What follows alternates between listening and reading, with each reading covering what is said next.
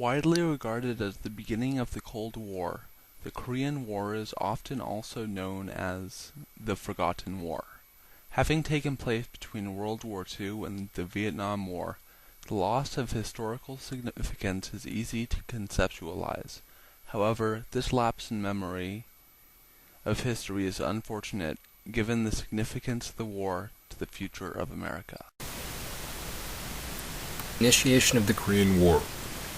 In 1945, Japan lost the World War II effort to the United States, and were forced to recover from the aftermath of a conflict that, as a result of brutal combat and historical bombings, devastated Japanese society. As a result, Japan gave up their control over all of the territories they seized after invading Asia at the beginning of the war. Japan also pulled their forces out of the nations of Vietnam, Cambodia, Laos, China, and Korea. Korea was then colonized by the Japanese in 1910, but after World War II, the Russians came from the north and removed the Japanese from Korea, usurping control. They returned the land the Japanese had taken control of to the people of Korea. The only catch was that the Koreans had to become communist. As a result, Korea was invaded by the Soviet Union from the north. The United States, seeing what was happening in Korea and fearing the spread of communism, as well as the possibility of another massive war, the U.S. decided that the Russians and the Americans would meet each other at the 38th parallel and claim their respective halves. In 1945, the two armies met at the 38th parallel of Korea. At this point in time, the 38th parallel was not yet the dividing point of Korea, and Korea existed as one nation, as opposed to two separate nations, North Korea and South Korea. Upon initial division, America would get the South, and the Russians would take control of the North.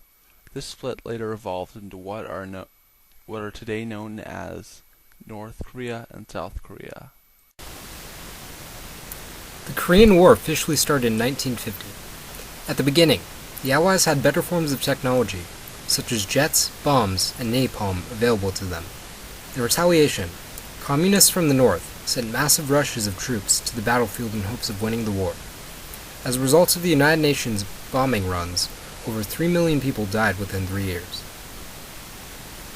Russia and America both established governments in Korea. Syngman Rhee was the leader of South Korea.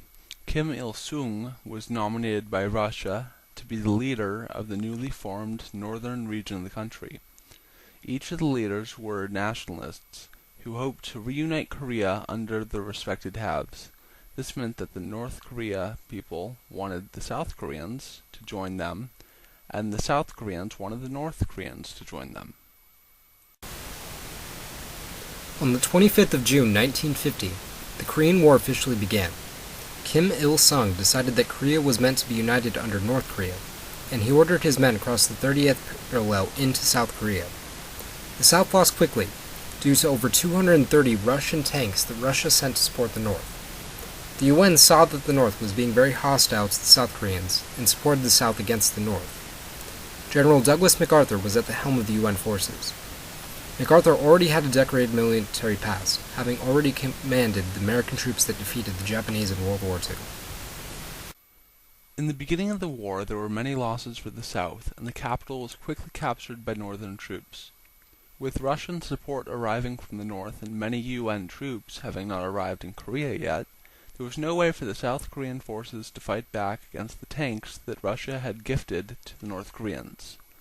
The first UN soldiers in Korea were wiped out from these Russian tanks because their anti-tank rocket launchers, dated back to World War II, had little effect on the newly improved armored tanks of Russia. When the UN support arrived with more supplies, however, the advance on South Korea by North Korea was halted. The UN, in an attempt to save South Korea, decided to protect the Naktan River. The Naktan River is 130 miles long, so attacks could come from anywhere. Even after UN support, like mortars, bombs, napalm, and other explosives arrived, the North did not give up. General MacArthur, seeing that they would not give up, decided to launch an attack on Seoul and cut supply lines. The Battle of Incheon was similar to the D-Day invasion, in that both of them used amphibious landing tools. Less than 50 Americans died in the landing on Incheon. As a result of the conflict, General MacArthur was able to capture Seoul and cut supply lines going from the north to the south.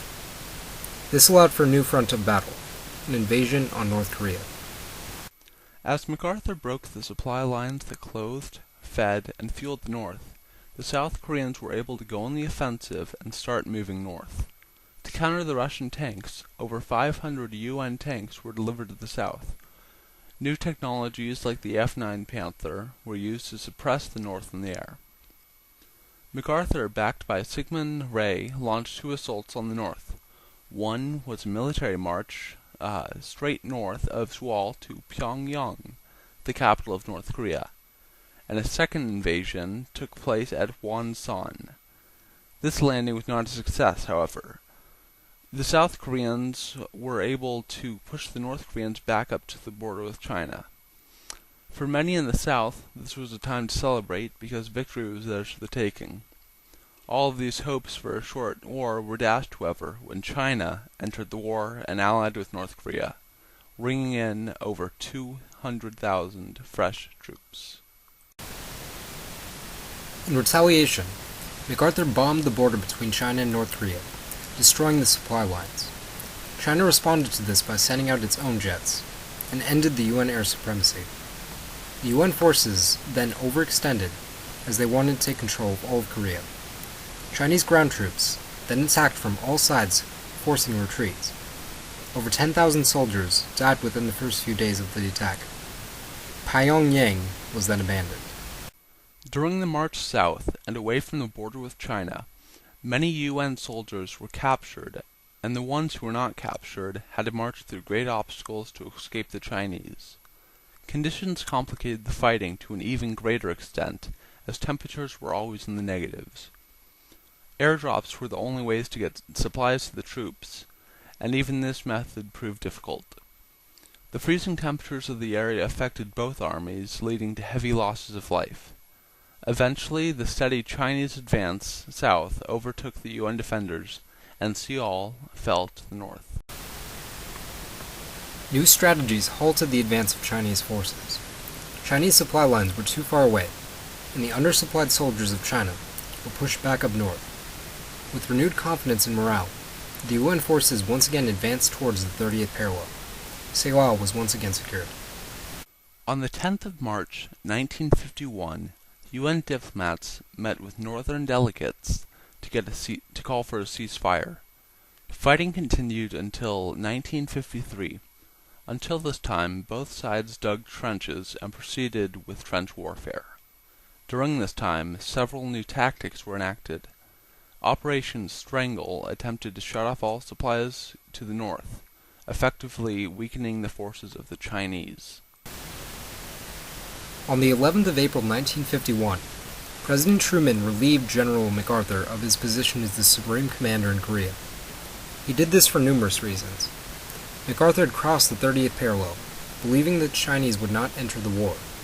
This led to major Allied losses.